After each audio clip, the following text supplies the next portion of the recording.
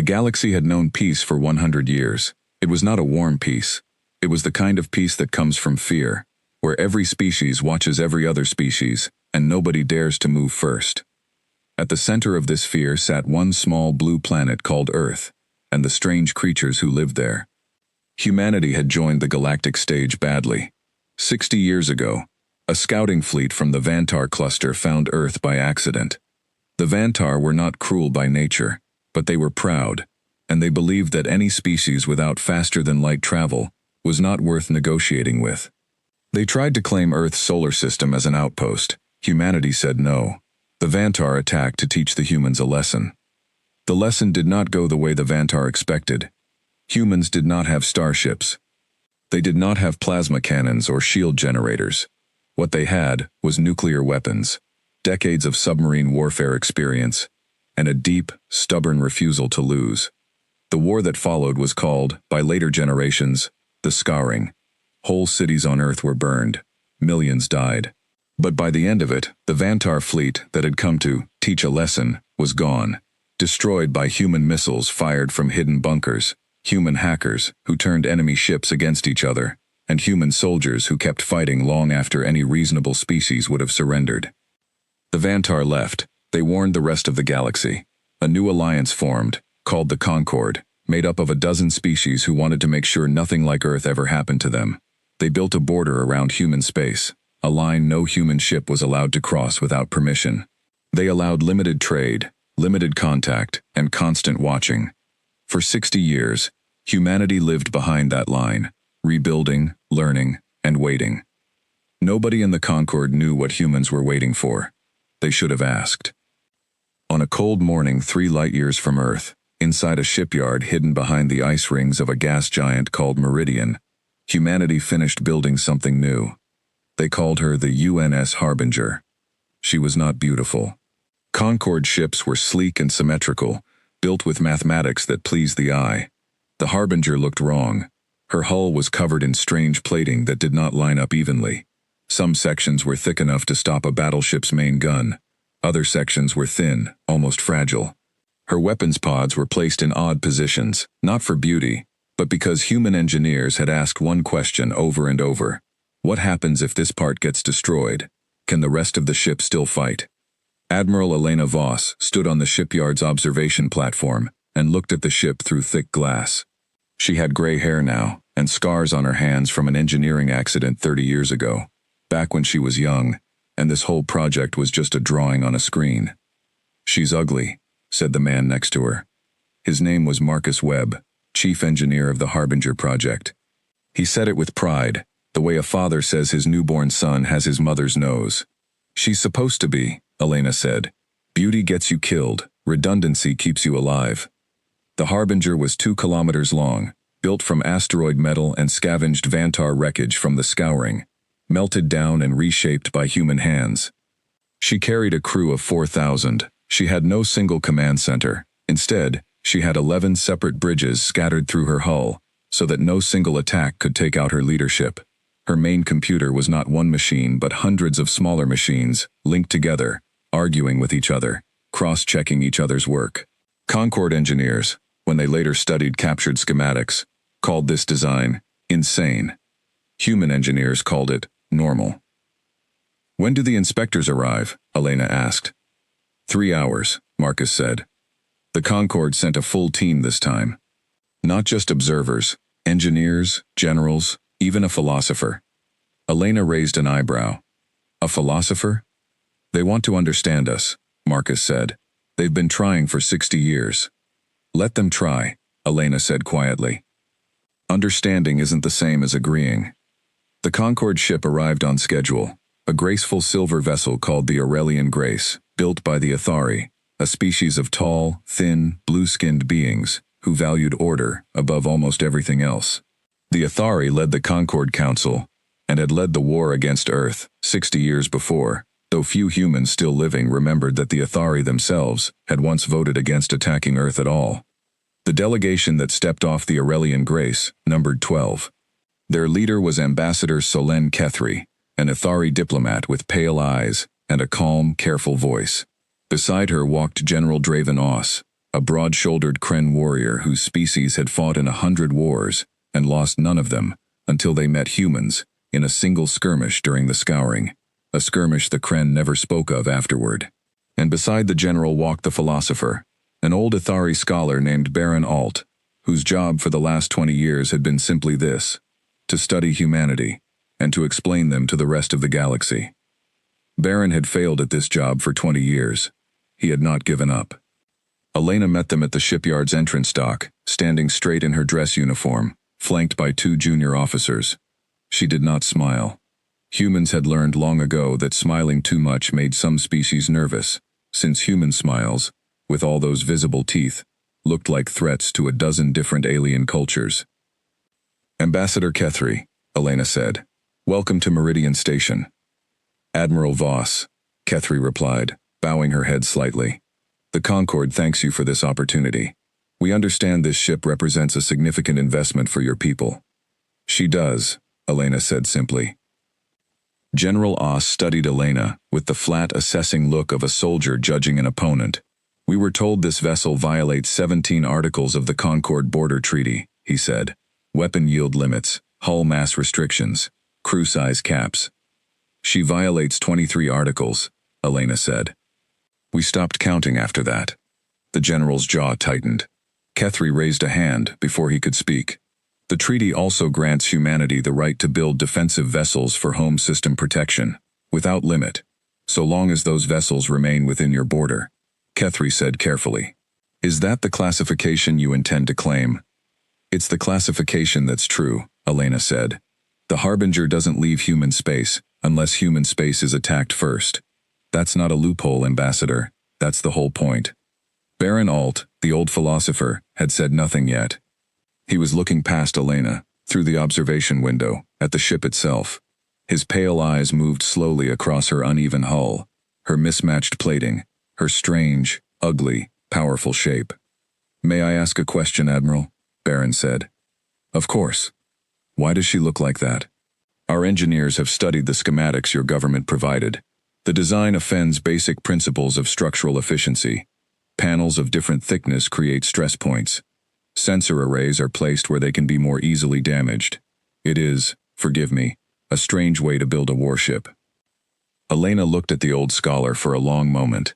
She had answered this question before, from journalists, from politicians, from her own government. She had never quite answered it the way she wanted to. "Ambassador Kethri's people build ships that are perfect," Elena said. "Every panel the same thickness, every system backed up by one identical twin system. It's elegant, it's mathematically clean, and it works. Right up until an enemy figures out the one weakness that breaks the whole pattern, because once you understand one part of a Concord ship, you understand all of it." She turned and looked at the Harbinger through the glass. "We built her different on purpose. No 2 systems are backed up the same way twice. No 2 sections are armored to the same thickness. There isn't a single weak point you can find and copy across the whole ship, because there isn't a single pattern. You'd have to learn her one piece at a time, under fire, and by the time you finished learning, she'd have already changed." General Oss frowned. "That sounds inefficient, costly, difficult to maintain." "It is all of those things," Elena agreed. "It's also the reason no Concord simulation has ever predicted a decisive way to destroy her." The room went quiet. Baron Alt's pale eyes narrowed slightly, and for the first time in 20 years of studying humanity, the old philosopher felt something he did not often feel: uncertainty. The inspection took 6 hours. The Concord team walked through the Harbinger's corridors, recording everything, asking endless questions. They found things that disturbed them in ways they struggled to explain even to each other. They found that the ship's central computer, if you could call it central at all, was designed to argue with itself. When Marcus Webb showed them the command deck, General Oss watched as 3 different subsystems debated, in cold machine logic, whether to prioritize hull repair or weapon recharge after a simulated hit. The debate lasted 4 seconds, and ended when a 4th subsystem, one designed purely to break ties, made the final call. "Why would you build a computer that disagrees with itself?" Oss demanded. "Because a computer that always agrees with itself can be tricked into agreeing with the wrong thing," Marcus said. "You hack one part of a Concord battle computer, You control the whole ship. You hack one part of the Harbinger's mind. You've made one voice in an argument. The other voices keep fighting. They found that the crew quarters were built with no set number of exits, that some corridors led nowhere on purpose, designed to confuse boarders. They found weapons that fired unpredictable patterns, adjusted by algorithms that changed their own rules every few minutes, so that no enemy gunnery officer could learn the Harbinger's rhythm and shoot around her defenses. They found, in the ship's deepest core, something that made even Ambassador Kethri go pale. A self-destruct system, yes, every warship had one. But the Harbinger's system was not meant only to prevent capture. It was built, according to the documentation Marcus reluctantly showed them, to be triggered manually by any of 11 separate bridge crews, at any time, for any reason the crew judged sufficient, even without approval from the others. You would trust 4,000 people with the power to destroy this entire ship on their own judgment? Kethri asked quietly. We trust them to know when the fight is lost, Elena said. And we trust that no enemy captain wants to face a crew who isn't afraid to lose everything, rather than be taken. Baron Alt wrote nothing down during the entire tour.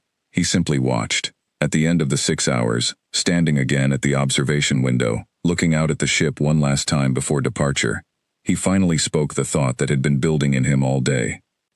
I do not think you built a warship, Admiral, he said. I think you built a message. What message is that? Elena asked. That you are not interested in fighting fair, Baron said. That you are not interested in fighting a war the way any of us understand war. You have built something none of us can fully predict, because you have learned, at terrible cost, that anything predictable can be beaten. I do not know if that makes you clever, or if it makes you dangerous beyond anything the Concord has ever faced. I suspect, Admiral, that it makes you both. Elena said nothing. There was nothing to say that would make the old scholar feel better, and she had stopped trying to make aliens feel better a long time ago. The Concord delegation left 3 hours later, their silver ship sliding away from Meridian Station and vanishing into the dark. Inside the Aurelian Grace, the argument began before they had even left human space. We cannot allow this, General Oss said, pacing the ship's small conference room. One ship, 4,000 crew, and it terrifies me more than the last Kren armada I fought against. If they build 10 more like her. They will build 10 more like her, Baron said calmly. Perhaps 100. The treaty permits home defense vessels without limit. We wrote that clause ourselves, 60 years ago, because we did not believe humans would ever have the resources to exploit it. Then we amend the treaty, Oss snapped. With what leverage? Ambassador Kethri asked quietly. She had been silent since leaving the shipyard, staring out at the stars. We tried force once. It cost us a fleet and taught the humans that we were willing to strike first. If we try to force a new treaty on them now, after showing them this ship, we confirm every fear that drove them to build it. Nobody had an answer to that. The Aurelian Grace continued on toward Concord space, carrying a report that would be read in council chambers across a dozen worlds, and carrying, in the quiet mind of an old philosopher, a growing certainty that the peace of the last 60 years was not peace at all. It was a pause, a breath drawn in before a shout. Baron Alt looked out at the stars and thought about the strange, ugly, unpredictable ship humanity had built, hidden behind their border, waiting for nothing, or waiting for everything. He did not sleep well that night. He would not sleep well again for a long time. Back on Meridian Station, Elena Voss stood alone in her quarters after the delegation had gone, looking at a small photograph on her desk. It showed her grandmother, a woman who had lived through the scouring as a child, who had hidden in a bunker in what used to be called Poland, while the sky burned green with alien fire. Her grandmother had told her once, near the end of her life, a simple truth that Elena had carried every day since. They will come back, her grandmother had said. Maybe not the same ones, maybe not for the same reasons, but something out there will decide, someday, that we are worth taking. When that day comes, I want my granddaughter ready. Elena picked up her communicator and opened a channel to Marcus Webb, still working somewhere deep in the Harbinger's engine core. Status report, she said. She's ready, Admiral, Marcus answered, as ready as she'll ever be. Good, Elena said, because I don't think that inspection went the way anyone hoped it would. There was a pause on the line. You think this starts something?" Elena looked out her window at the great ugly shape of the Harbinger, floating silent in the dark, beside a dozen smaller ships under construction around her, sister vessels not yet finished, each one different from the last on purpose. "I think it already has," she said. "I just don't know yet how far it goes." Far across the galaxy, in a council chamber on the Athari homeworld, the report from the Aurelian Grace arrived 3 days later. It would take the Concord Council another 2 weeks to decide what to do about it. In those 2 weeks, humanity kept building, and somewhere in the space between fear and pride, between 60 years of caution and 60 years of preparation, the first spark of a war that would reshape the galaxy had already been struck. Nobody knew it yet, but nobody could stop it now either. 2 weeks after the Concord delegation left Meridian Station, the Council of 12 Species met on the Athari homeworld, in a chamber built from white stone that had stood for 800 years. It was the same chamber where, 60 years before, the vote to attack Earth had been passed by a margin of only 3 votes. Nobody in the room had forgotten that. Some of them had voted against it back then, and had spent 60 years watching humanity grow into something the galaxy did not know how to handle. Ambassador Solène Kethry stood before the council and gave her report. She spoke of the Harbinger's strange design, its unpredictable systems, its willingness to destroy itself rather than be captured. She spoke of Admiral Elena Voss's calm, unshaken voice, and of the old philosopher Baron Alt's warning. When she finished, the chamber was silent for a long moment. Then General Draven Oss stood, and the mood in the room changed. "We are being tested," Oss said, his voice carrying to every corner of the chamber. "The humans build a ship they cannot legally be stopped from building, a ship designed from the ground up to defeat every tactic in our doctrine, and they show it to us openly, without shame. This is not caution, this is a threat wrapped in politeness." "Or," said a smaller voice from the far side of the chamber, "it is exactly what they say it is. A defensive measure, built by a species that remembers, very clearly, what happens when this council decides they are not worth negotiating with." The voice belonged to Rin Ashal, a delegate from the Tovan, a smaller species who had joined the Concord only 20 years ago and had never fought in the scouring themselves. The Tovan were traders, not warriors, and many of the older species in the council did not fully trust their judgment. But Rin Ashal had studied human history more carefully than most, and she did not like what General Oss was suggesting.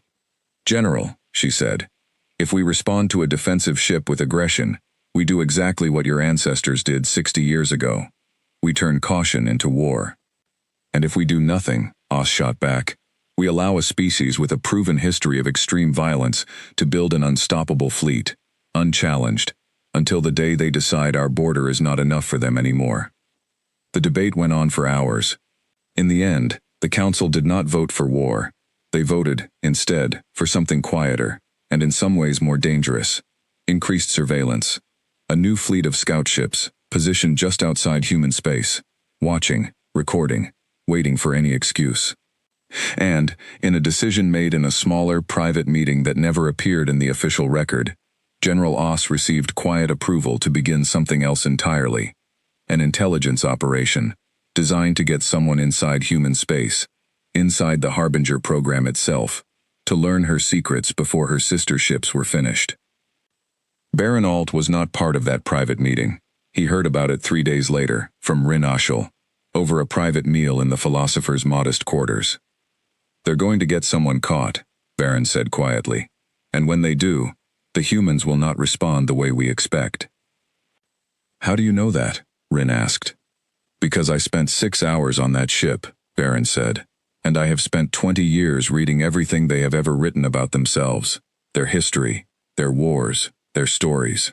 Humans do not respond to provocation with proportion. They respond with commitment. It is the single most consistent thing about them. Across every era of their history I have studied.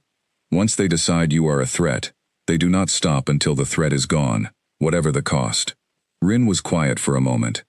"Then someone should tell General Oss to call off the operation." "Someone should," Baron agreed, "but I do not think he will listen. I do not think anyone in that private meeting believes the humans are capable of hurting us the way they hurt the Vantar. They believe the scouring was a fluke, a lucky break, helped by Vantar arrogance. They have not truly looked at that ship, Rin. They looked at its walls and its weapons. They did not look at what built it. The spy the Concord sent was a Ithari engineer named Corin Vase, embedded as part of a trade delegation allowed limited access to Meridian Station under the treaty's commercial exchange clause. Corin was skilled, careful, and had spent 3 years training for exactly this kind of mission. He carried in his mind, memorized rather than written down to avoid detection, a list of 6 specific systems the Concord most wanted to understand. The Harbinger's power core design, her computer architecture, her hull composition, her weapon targeting algorithms, her self-destruct triggers, and, most importantly, whether her strange, unpredictable design could actually be reverse-engineered at all, or whether it was, as some Concord scientists suspected, simply chaos dressed up as strategy. Corin spent 4 months on Meridian Station, working within the trade delegation, slowly building relationships with human engineers, asking careful questions, gathering small pieces of information that meant little on their own but might, combined, paint a useful picture. He did not know that Marcus Webb had suspected him from the second week.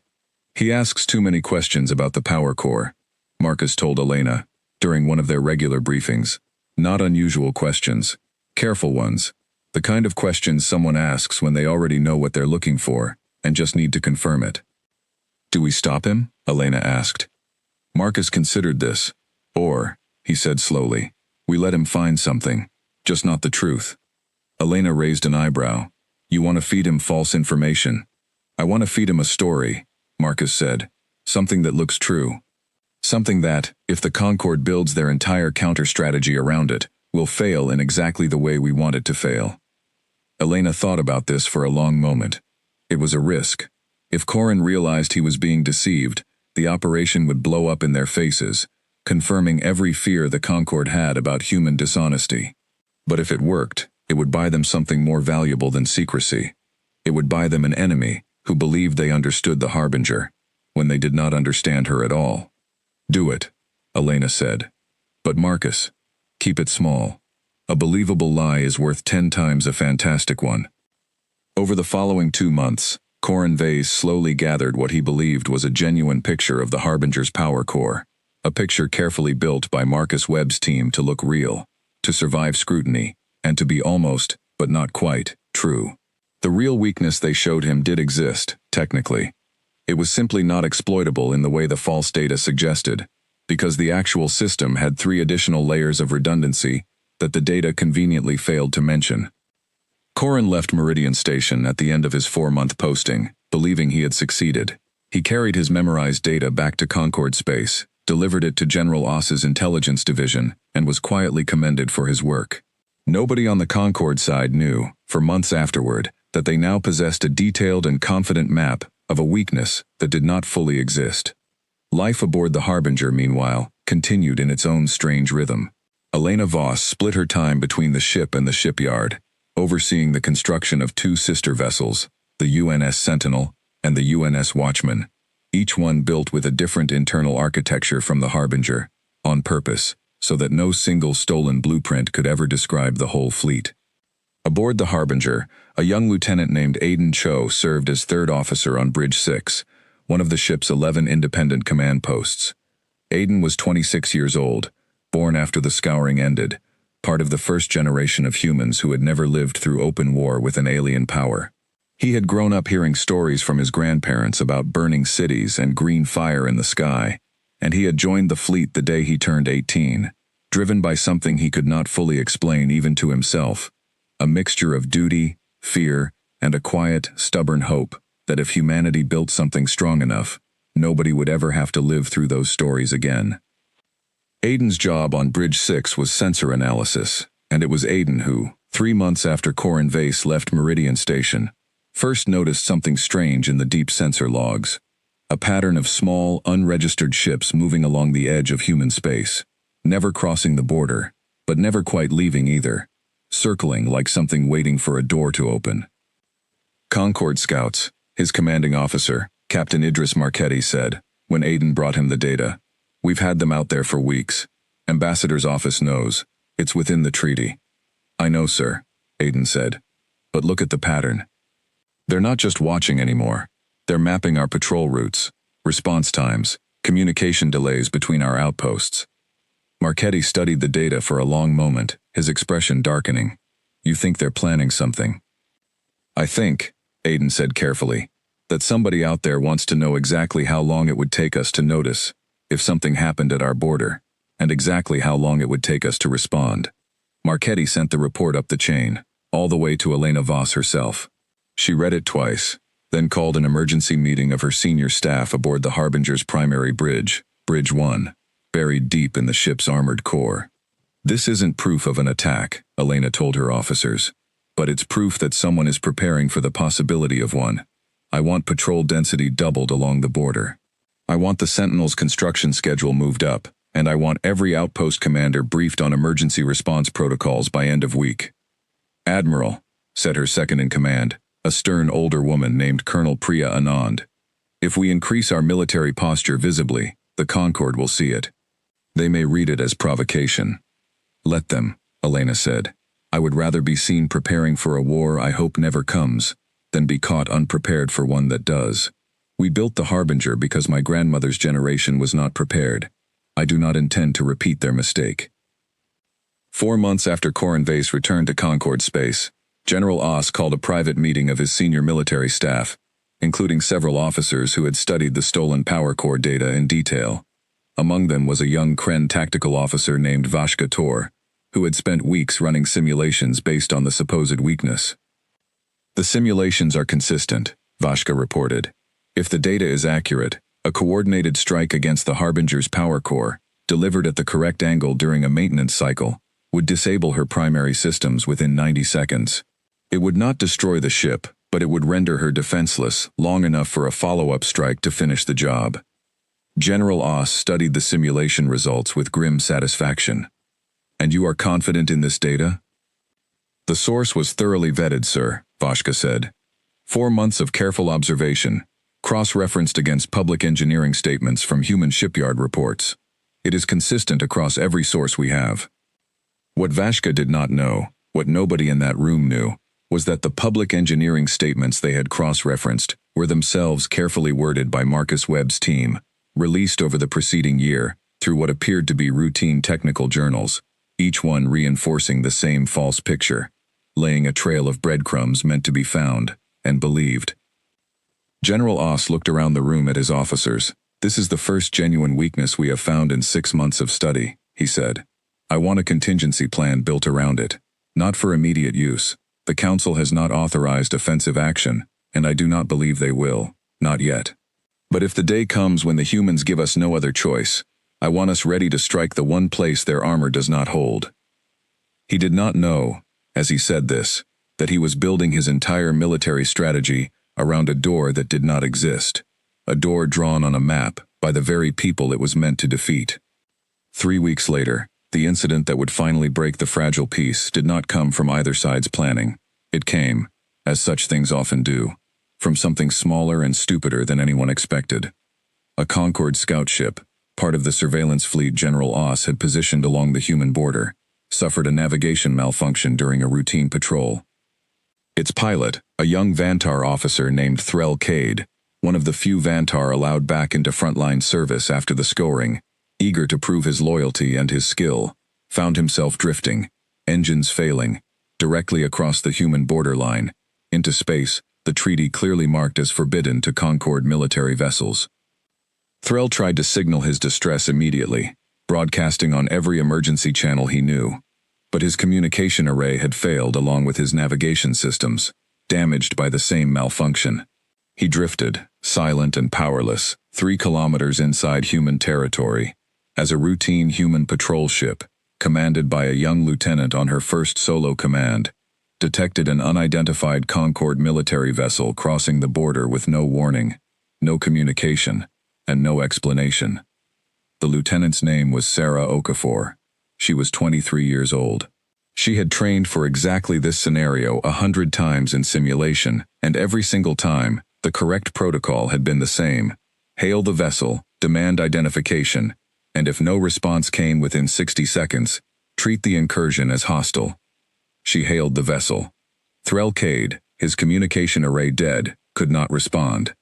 60 seconds passed. Sarah Okafor's hands were steady as she gave the order that would, within hours, be broadcast across every news channel, in both human and Concord space. The order that would end 60 years of uneasy peace, and begin the war both sides had spent decades quietly preparing for, without either side fully believing, until this moment, that it would ever truly come. "Target is hostile," she said. "Engage." The human patrol ship's weapons fired before Threlcade's damaged systems could send a single word of explanation. His scout vessel, small and lightly armored, took 2 direct hits and broke apart in seconds. There was no time for him to feel afraid. There was barely time for the impact sensors on Sarah Okafor's ship to confirm the kill, before her tactical officer was already reporting the destruction up the chain of command. Sarah did not know, in that moment, that she had just killed an unarmed pilot suffering an equipment failure. She only knew that she had followed protocol exactly as trained, against a vessel that had crossed a border it had no legal right to cross, that had not responded to any hail, and that could, for all she knew in the fog of the moment, have been the opening move of an attack. The news reached General Oss within the hour. It reached the full Concord Council within 3 hours, and within 6 hours, the story had already begun to change shape, the way stories do, when fear and grief get hold of them, before facts can catch up. By the time the council convened an emergency session, the story being told in Athari news broadcasts was not one of an equipment failure and a tragic misunderstanding.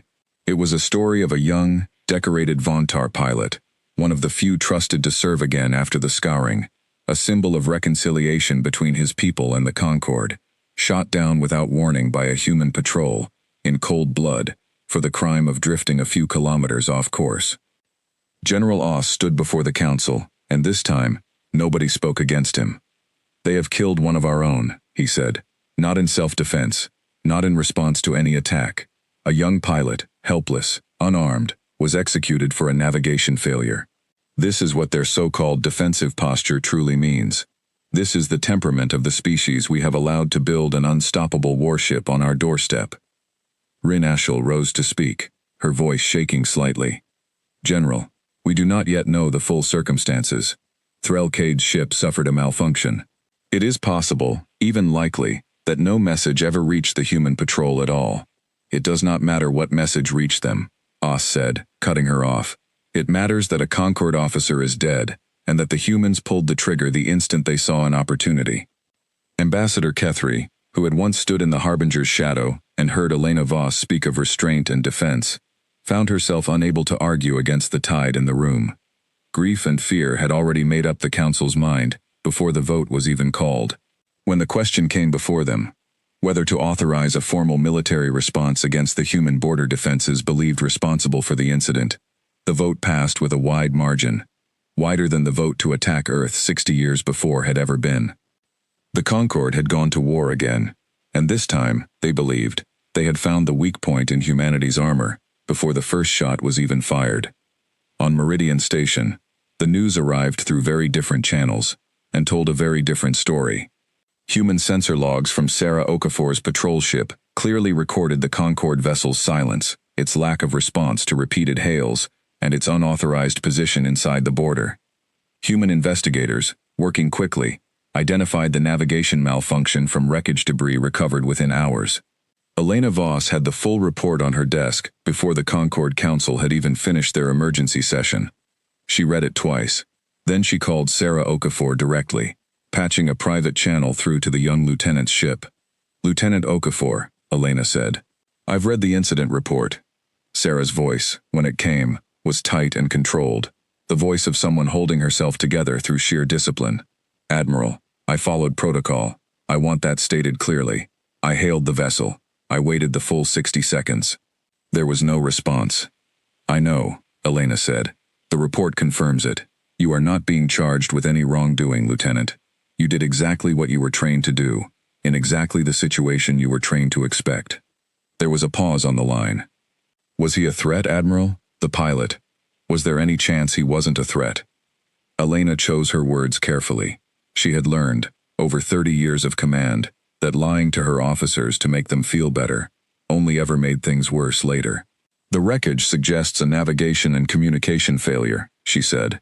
It's possible he was not a threat at all. It's also possible you saved this station from something worse, and we will never know which, because the moment demanded a decision, and you made the one your training required. That is not a failure, Lieutenant. That is the terrible weight of command. You will carry it, but you did not do anything wrong.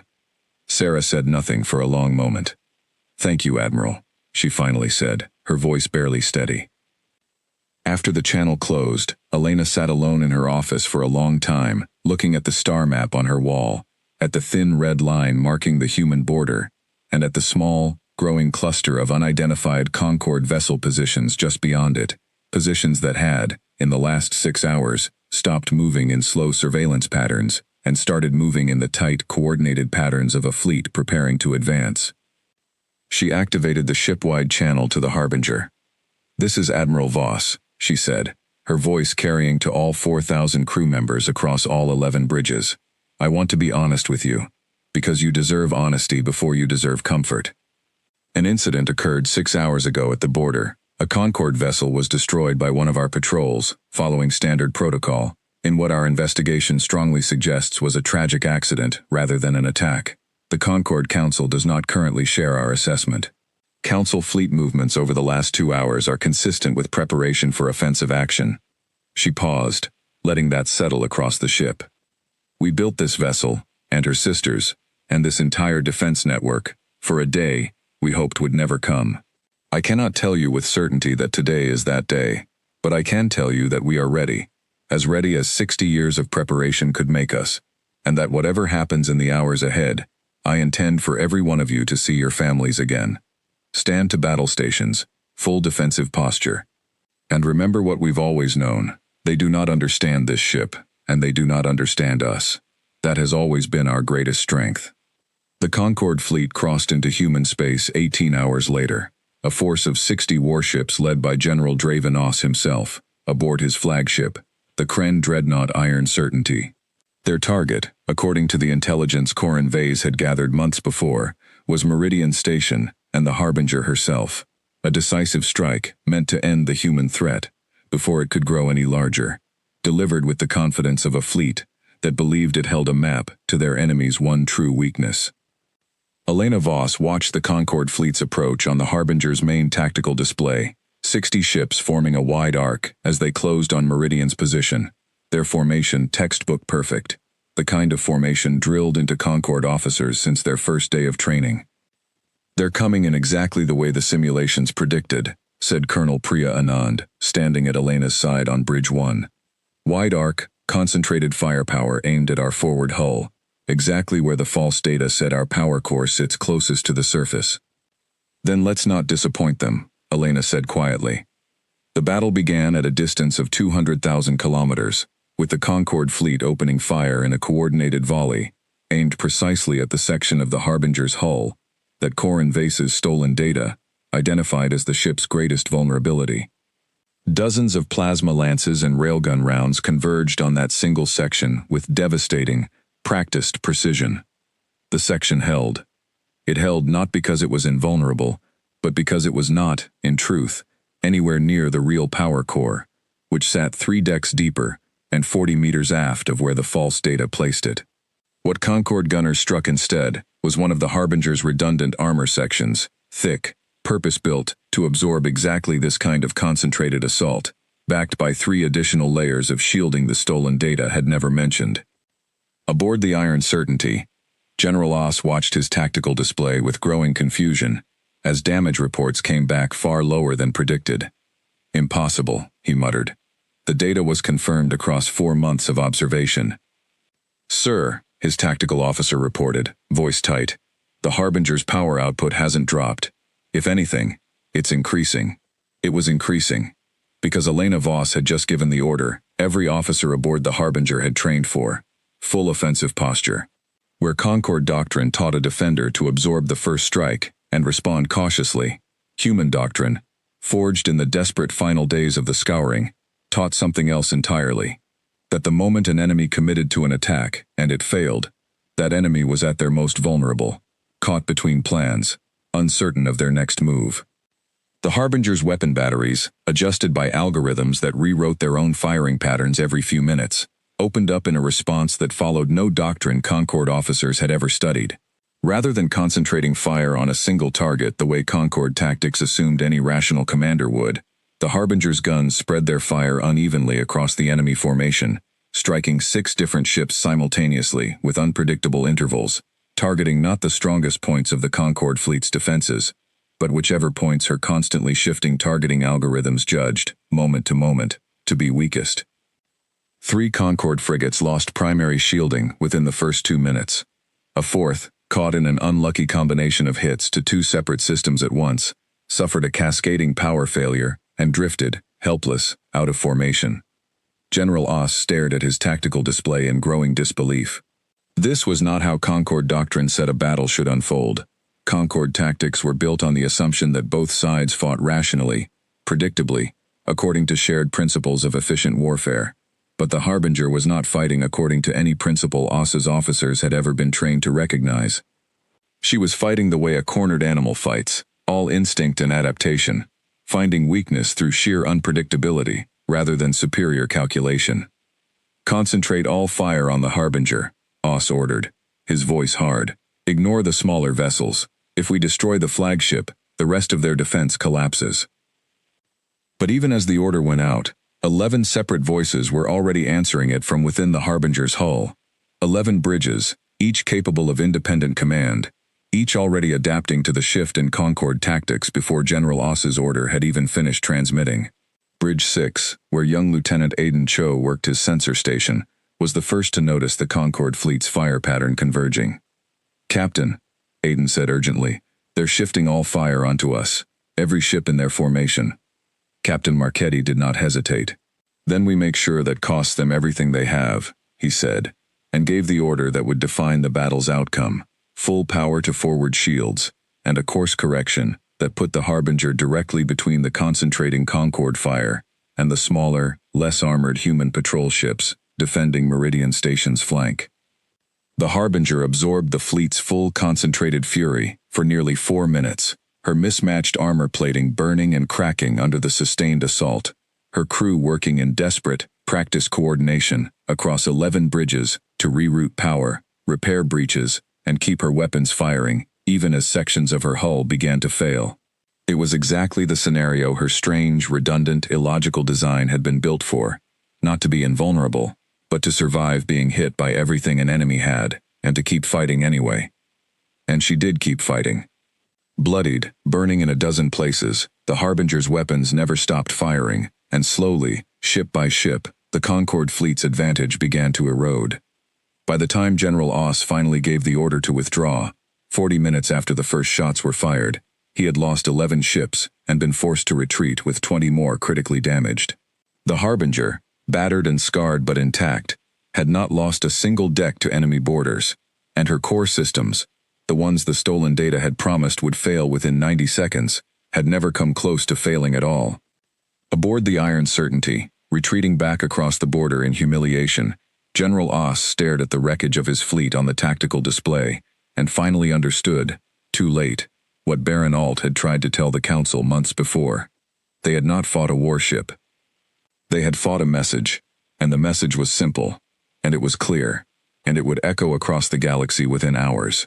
Humanity had not built something the Concord could predict, or plan for, or defeat with careful strategy alone. They had built something that refused to lose. The Galactic War had finally begun, and its first battle belonged to humanity. News of the battle at Meridian Station spread across the galaxy faster than any ship could carry it, riding the same subspace relay network the Concord had built decades ago to connect its member worlds. By the time General Draven Oss limped back to Concord territory with the wreckage of his fleet, every major world in the Alliance already knew that 60 warships had been sent to punish a single human station, and that the mission had failed in a way nobody had thought possible. The reaction was not what Oss expected. He had prepared himself for anger, for calls to his removal, perhaps even for formal charges of incompetence. What he found instead, in council chambers across a dozen worlds, was something worse: fear, spreading fast and taking root in places that had never known real fear before. The Athari Homeworld's council chamber, the same white stone room where the vote for war had passed so easily 2 weeks earlier, was tense and crowded when Oz stood to give his account. "I do not offer excuses," he said, his voice rough with exhaustion, and something that might have been shame. "I underestimated our enemy, exactly as I accused others of doing. The intelligence we relied upon was flawed, though I do not yet know if it was flawed by accident or by design. Either way, I led 60 ships against a single human vessel, and I lost 11 of them, and damaged 20 more. And the vessel we targeted is, as of this report, fully repaired and returned to active duty within days." A murmur ran through the chamber. Rin Ashel, who had argued against the war from the beginning, did not stand to say she had been right. There was no satisfaction in this moment for anyone who understood what it meant. "What do you recommend, General?" Ambassador Kethri asked quietly. Oz was silent for a long moment. When he finally spoke, his words carried the weight of a soldier admitting something he had never expected to admit. "I recommend we stop assuming we understand this enemy," he said. "I recommend we build our strategy not on what we believe humans should do, based on our own doctrines, but on what we have observed them actually doing, however strange it appears to us. And I recommend, Ambassador, that we prepare for a longer war than any of us wanted, because I do not believe, after what I witnessed at Meridian Station, that humanity intends to stop fighting until one side is no longer capable of it." Aboard the Harbinger, repairs continued around the clock in the weeks following the battle. Marcus Webb walked the scarred corridors of the ship's forward hull with a team of engineers, cataloging damage, testing the strange redundant systems that had saved the ship, and already sketching improvements for the next generation of vessels. "She held," Marcus said to Elena Voss, as they stood together in a section of hull that had taken 3 direct plasma hits and survived. "Every system we built into her, every piece of redundancy people called over-engineered and wasteful, it all did exactly what we hoped it would do. It cost us people, Marcus," Elena said quietly. 63 crew members had died in the battle, most of them in a single compartment breach on Deck 14, where a plasma strike had found one of the ship's few genuine weak points, an access corridor that connected 2 bridges and had never been fully armored because doing so would have blocked emergency evacuation routes. "I know," Marcus said. "I've read every name. I knew 4 of them personally." He was quiet for a moment. "We'll fix it. Deck 14, the Sentinel and Watchman won't have that same weakness."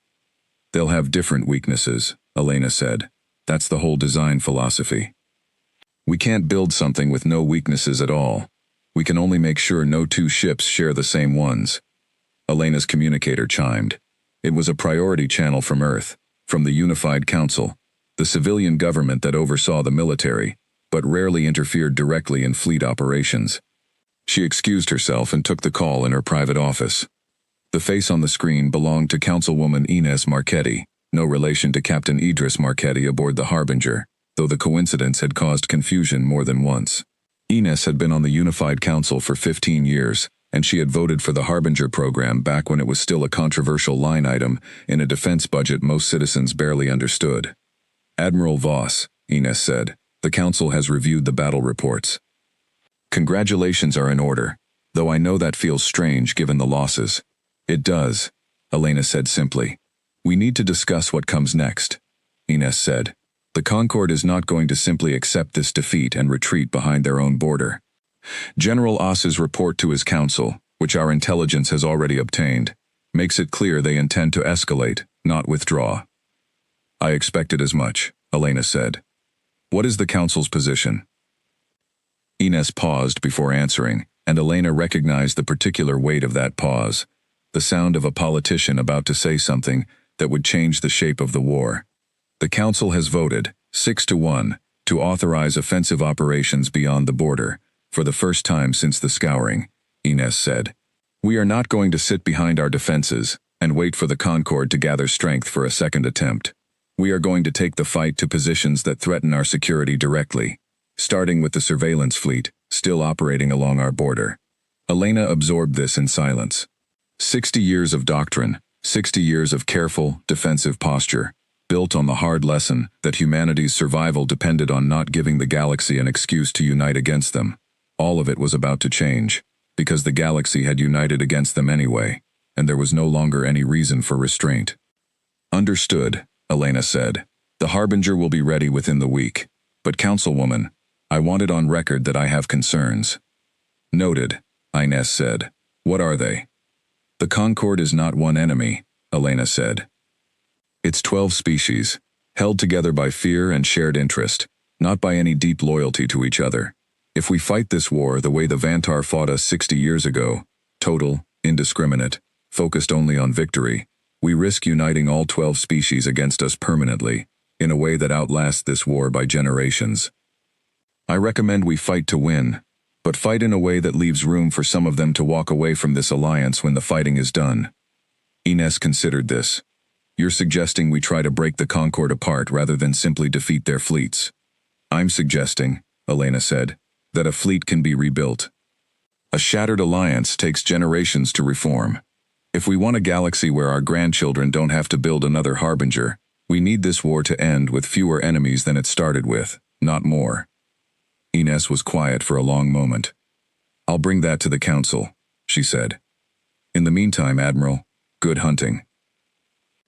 Over the following 3 months, the war that the galaxy would later call the Second Scouring unfolded across a dozen border systems, in a pattern that confirmed everything General Oss had warned his council about, and revealed everything Elena Voss had hoped to achieve.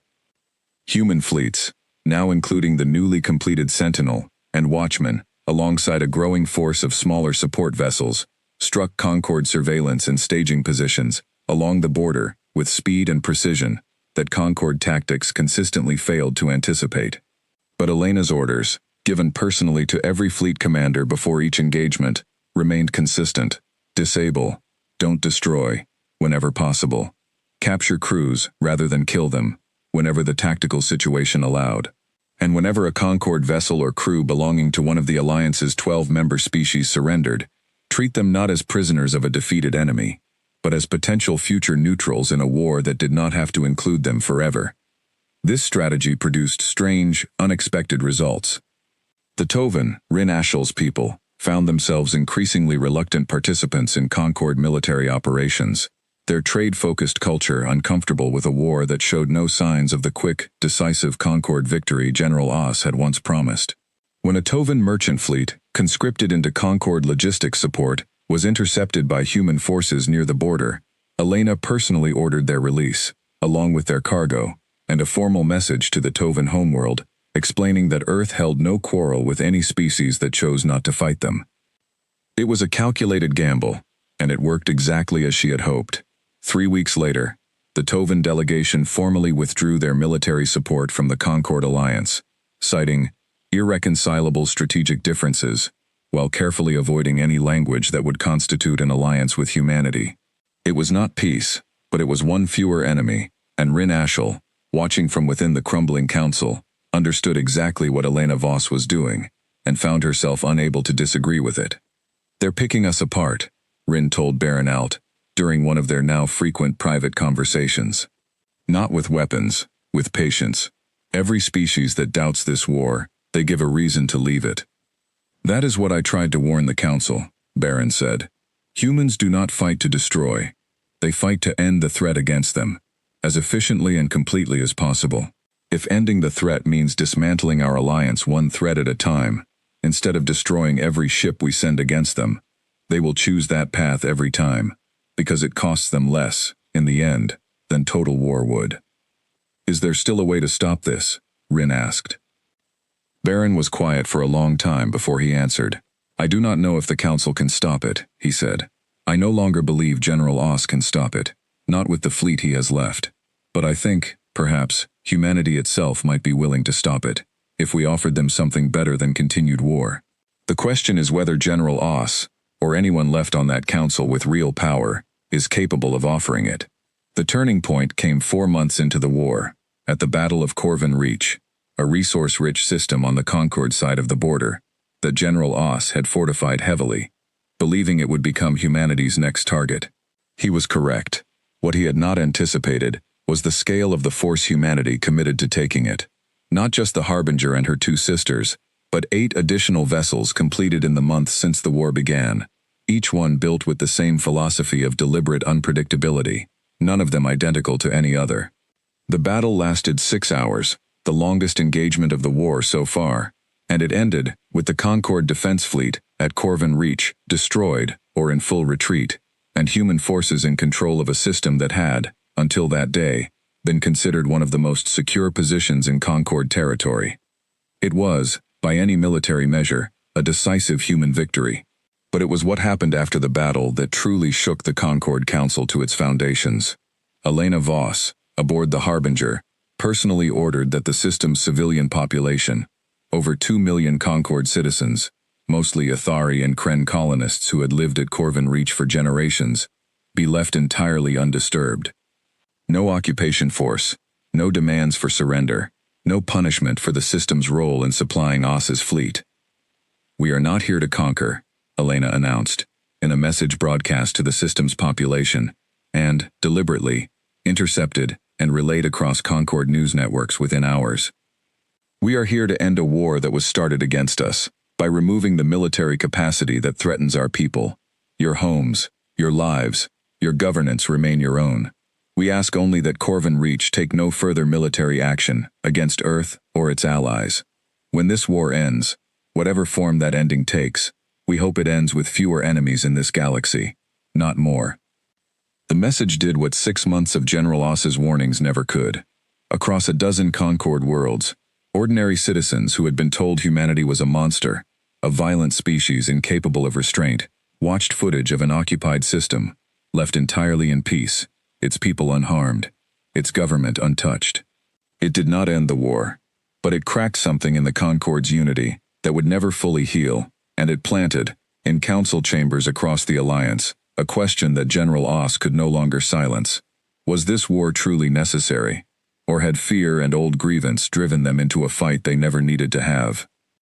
Aboard the Harbinger, Elena Voss received the intelligence reports of growing dissent within the Concord with quiet, careful satisfaction. The war was not over. Far from it. General Os still commanded a significant fleet, and the Athari and Kren, the Alliance's 2 strongest military powers, remained committed to victory. But for the first time since the fighting began, Elena allowed herself to believe that the ending Rin Ashal and Baron Alt hoped for, and the ending she herself had argued for in that first conversation with Councilwoman Ines Marchetti, might still be possible. The war was not won, but it was, for the first time, beginning to bend.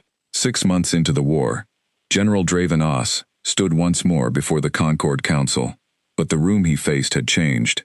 Where once 60 species representatives had sat united behind him, now the chamber held open division.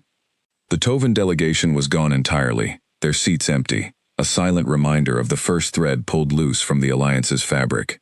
3 smaller member species, worlds that had joined the Concord decades ago for protection rather than conquest, had sent formal letters questioning whether continued war against Earth still served their interests. Only the Athari and the Kren, the 2 founding powers of the Alliance, remained fully committed to seeing the fight through to victory. "We have lost Corvin Reach," Os told the Council, his voice carrying none of the certainty it once had. "We have lost 4 additional border systems in the months since. Our fleet strength is down by nearly a third, while human production, according to our best intelligence, continues to grow. They do not attack our core worlds. They do not threaten our homelands.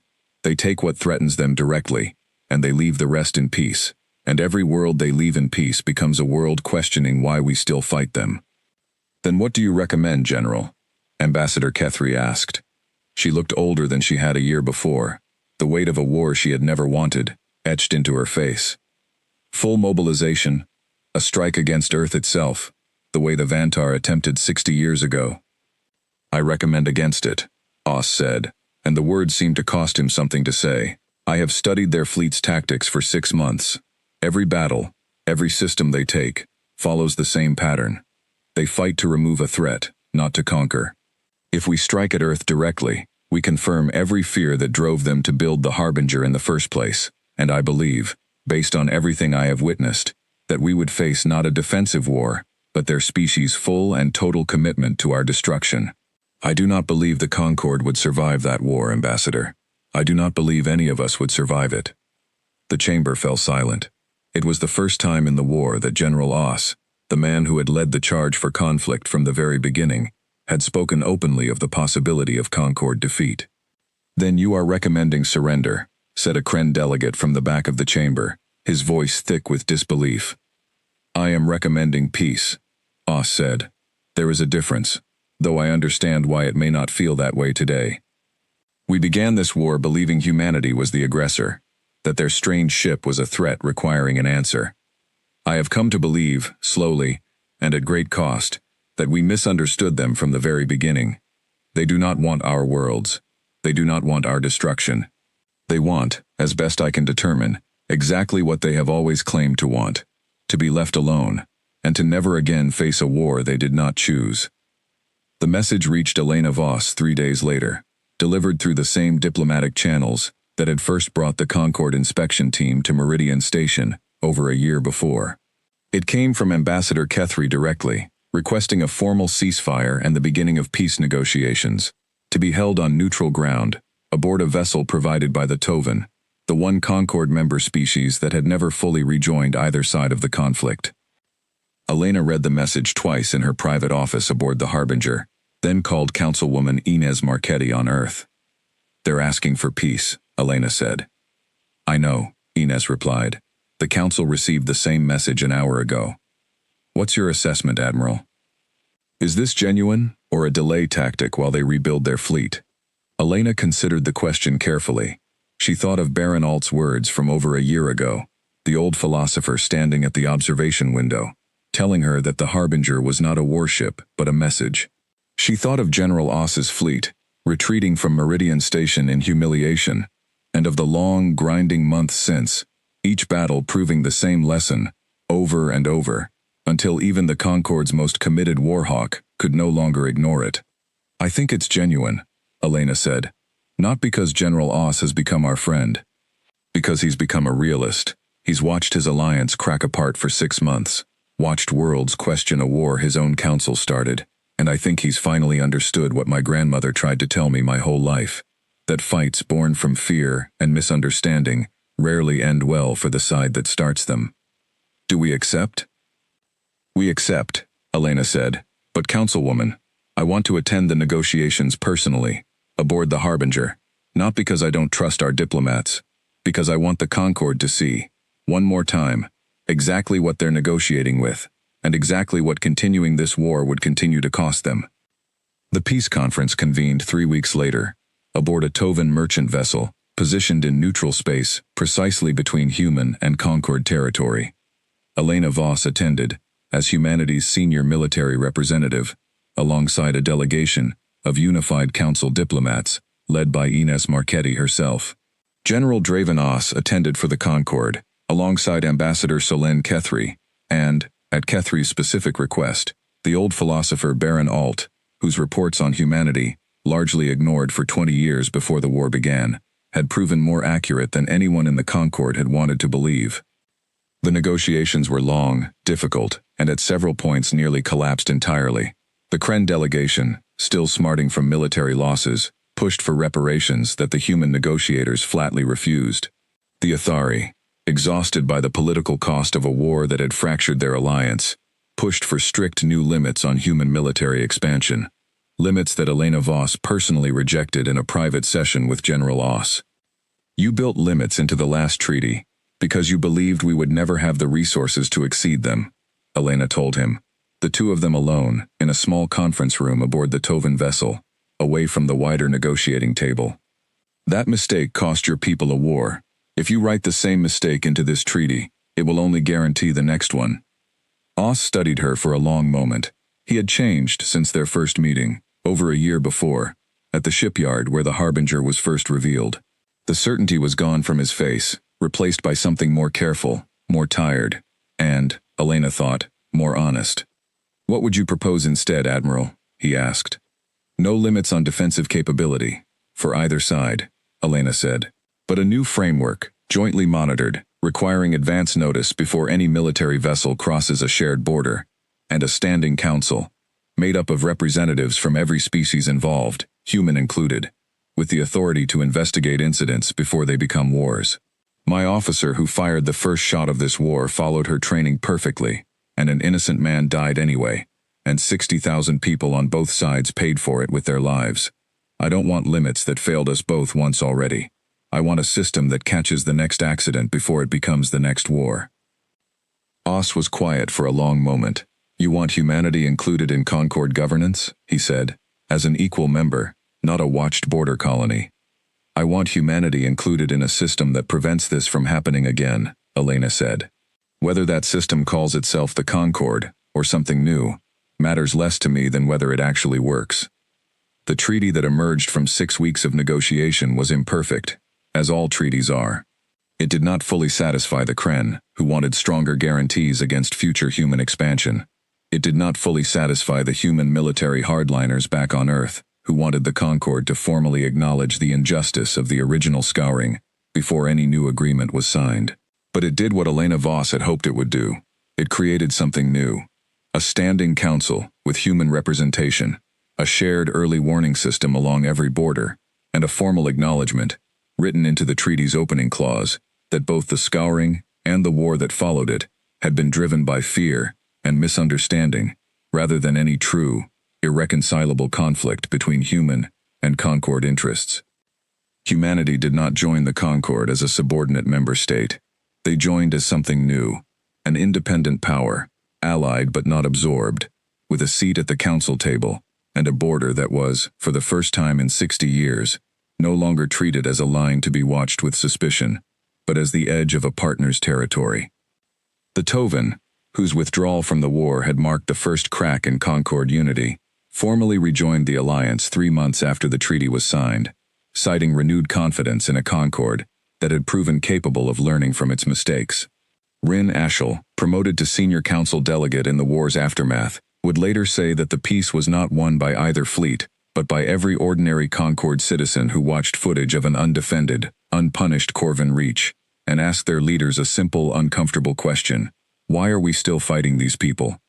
Baron Alt retired from active council service 2 years after the treaty was signed, but continued, for the rest of his long life, to study humanity, no longer as a threat to be understood for the Concord's safety, but as a genuine subject of fascination, a species that had entered the galactic stage through fire and fear, and had somehow found its way, through stubbornness, unpredictability, and a strange, hard-won form of mercy, to something resembling peace. On Meridian Station, 5 years after the treaty was signed, Admiral Elena Voss, now approaching retirement, stood once more at the shipyard's observation platform, looking out at a very different scene than the one she had witnessed the day the Harbinger was first revealed to a nervous Concord delegation. The shipyard around Meridian had grown enormously. A dozen vessels floated in various stages of construction, some human-designed, others built in partnership with Concord engineers, who had, in the years since the war, developed a genuine fascination with humanity's philosophy of deliberate, redundant unpredictability. The Harbinger herself, still scarred in places from the Battle of Meridian Station, remained in active service, though she now flew alongside vessels that would have been unthinkable a decade before. Joint human Concord patrol ships, built from a blend of both cultures' engineering traditions, symbols of an alliance that had been forged not through easy friendship, but through the hard, expensive lesson of a war neither side had truly wanted. Marcus Webb, gray-haired now himself, stood beside her, as he had stood beside her on this same platform years before, on the day the Harbinger was first unveiled. "You ever think about it?" he asked. "How close it came to going the other way?" "Every day," Elena said honestly. "One malfunction, one young pilot who couldn't send a message in time, one young lieutenant following her training exactly as she was taught. It could have ended so much worse than it did. But it didn't," Marcus said. "No," Elena agreed. "It didn't." She looked out at the ships, human and Concord engineering, intertwined in ways that would have seemed impossible when the Harbinger first slid out of her construction dock, ugly and unpredictable, and utterly alone, in a galaxy that did not understand her. "My grandmother used to tell me that something out there would decide, someday, that we were worth taking. She was right, but she never told me what happens after, that surviving the fight is only half of it. The other half is figuring out what kind of galaxy you want to live in once the fighting stops. And what kind of galaxy is that?" Marcus asked. Elena thought of Baron Alt's words, spoken so long ago at this very window, that the Harbinger was not a warship, but a message. She thought of the strange, uneven armor, the 11 independent bridges, the computer built to argue with itself, all of it born from a hard, painful lesson about what happens to the unprepared. And she thought of Corvin Reach, left in peace after its conquest, of the treaty that had grown from that single act of restraint, of an alliance rebuilt, not through domination, but through the slow, difficult work of proving that strength did not have to mean cruelty. The kind where nobody has to build a ship like her again, Elena said quietly, looking out at the Harbinger's scarred, familiar shape. Because for the first time in 60 years, Marcus, I don't think anyone out there is planning to make us. Behind them, in the shipyard's growing fleet, human and Concord engineers worked side by side on the next generation of vessels, building not for a war they hoped would never come again, but for a peace they had finally, painfully, learned how to keep.